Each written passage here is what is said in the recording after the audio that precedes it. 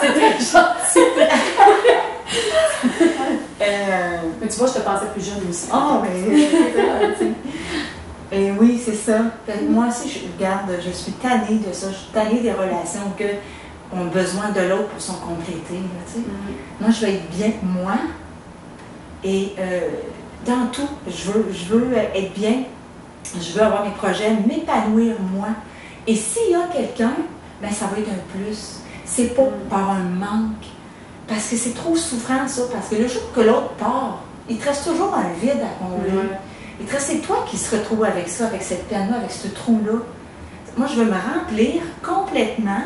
Et de cette façon-là, ben, c'est la personne que j'aurais choisie, ben, ça va être un plus dans ma vie. Parce que c'est vrai, ça s'en arrache, je trouve. Puis là, c'est dur. J'essaie justement de me dire ça. C'est sûr que là, en ce moment, c'est trop frais. Oui. Fait que j'ai de la misère à penser que je peux me remplir toute seule. Ah oui. mais je le sais que sûrement. Sûrement parce que j'ai déjà été toute seule. Là, ça, mais remplir toute seule, pas toute seule avec moi. Oui, c'est ça. Tu sais, mais avec ma vie. Moi, mes amis, mon travail, mes projets, qu'est-ce qui m'habite, mes inspirations. Tu sais.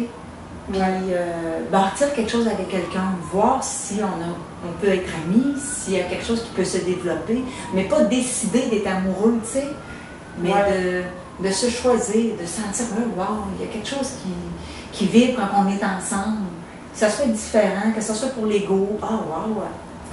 Et c'est rapide, il est beau, je lui plais, c'est comme un jeu, ça, un jeu de séduction. Ouais, c'est fini, ça. J'en ai pas eu beaucoup de relations, mais quand même, j'ai eu des belles relations quand même.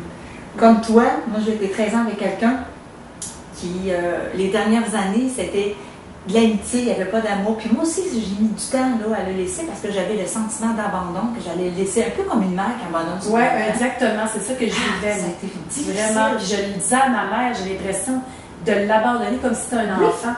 Puis ma mère, elle me disait, mais là, tu sais, oui. C'est pas un enfant, justement. Oui. Nous autres, on est sortis 13 ans. Ça a été, les 6 dernières années, ça a été ça. Puis on avait beaucoup d'amitié, beaucoup d'affection.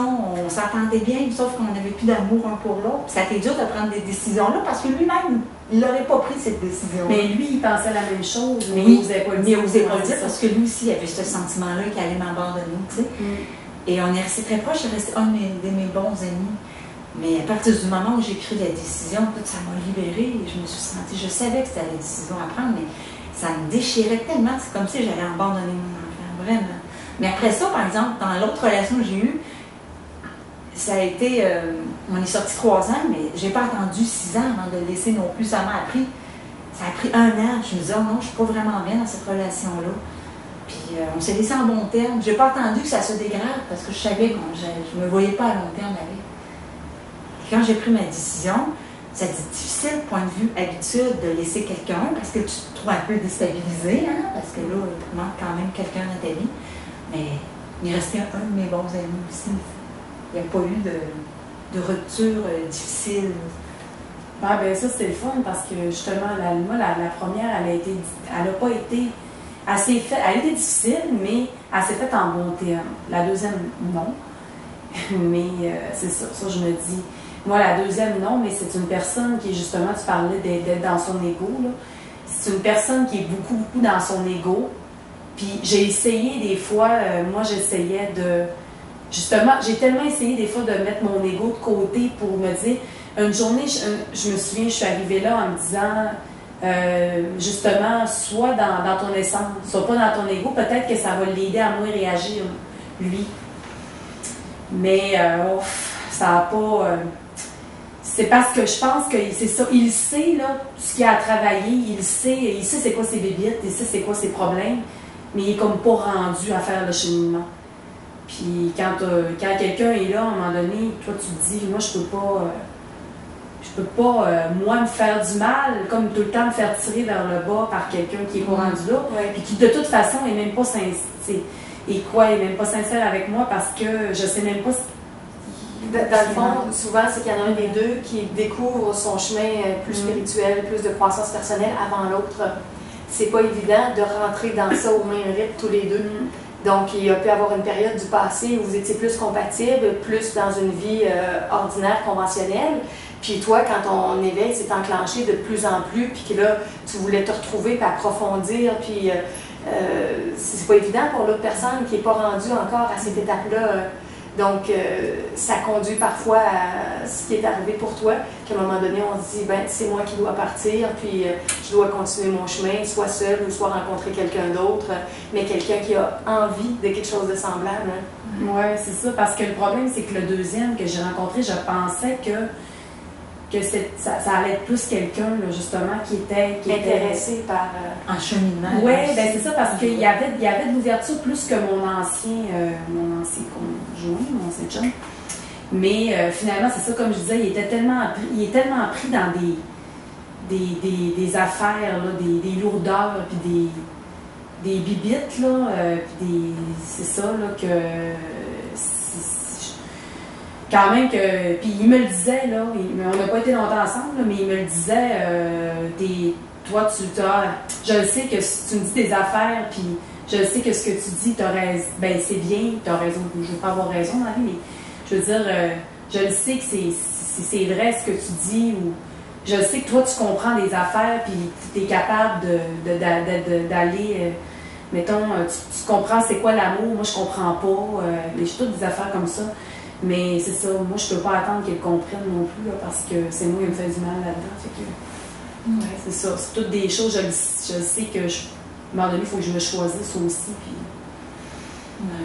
Oui, puis je dirais aussi, maintenant, parce qu'on a déjà parlé en dehors, mais parce que c'est précieux, je crois, pour le partage, pour toutes les autres personnes, que dans les premiers temps d'une relation aussi, souvent, ça a l'air plus beau parce que dans notre société, on met la sexualité très, très vite dans la relation. Puis on ne se connaît pas encore beaucoup en profondeur.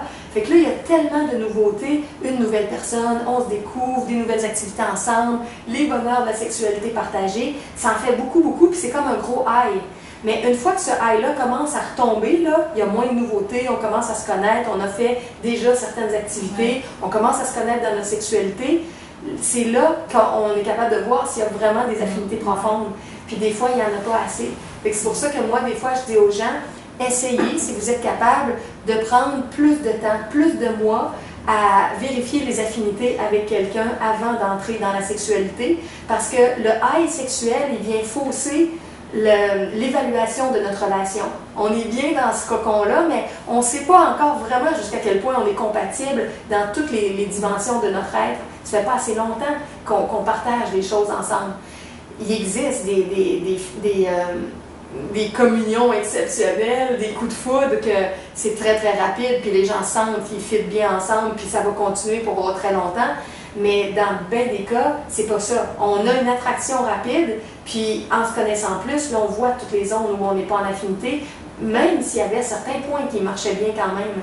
Donc, quand on veut avoir moins mal au niveau des ruptures, l'idée, c'est de développer un peu notre autonomie dans ce que moi j'appelle notre chasteté, dans notre célibat, être capable de se porter sans avoir si rapidement des expériences sexuelles, puis prendre le temps de pousser plus loin le temps amical avec quelqu'un, où on approfondit, puis que la connaissance de l'autre n'est pas voilée par le high sexuel.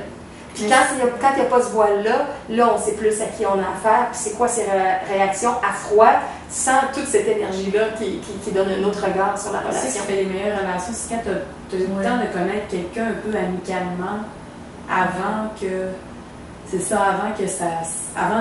se mettre en couple avec. C'est-à-dire, des fois, il y a des gens qui se rencontrent. Comme moi, le dernier, là, c'est ça, je travaillais avec lui. OK. Puis j'ai eu le temps de le connaître quand même un petit peu avant. Là. On s'est côtoyés au travail plusieurs mois avant qu'on décide d'être ensemble, mais on n'a peut-être pas eu le temps de se parler, de devenir amis. Il y avait tout le temps, parce qu'on se parlait pas assez, mais c'est sûr que si on avait le temps d'être amis avant, puis c'est ça, peut-être qu'on aurait vu qu'on n'était pas... Que vous étiez plus dû pour être amis, mais peut-être pas amoureux, parce qu'il n'y avait pas encore assez d'affinité. Ouais, peut-être. toutes des expériences qui nous forment, qui nous transforment, qui nous apprennent. C'est des expériences. C'est précieux. Alors, si vous voulez, on va s'arrêter avec ça, avec ce volet-là, parce que moi, je vois le temps qui file et qui file. Je vais aussi arrêter la caméra, on va prendre une pause et je vais reprendre avec l'autre bloc de mini-conférence pour l'énergie plus mentale au retour de la pause. Je vous remercie beaucoup, beaucoup pour les partages. C'était très intéressant de vous écouter. Je suis certaine que les gens aussi qui écoutent sont heureux d'avoir pas des feedbacks, mais du feed, de la nourriture, de d'autres personnes. Qui se reconnaissent eux aussi. Ah, oui, on n'est pas les seuls, je sais. Alors, merci beaucoup.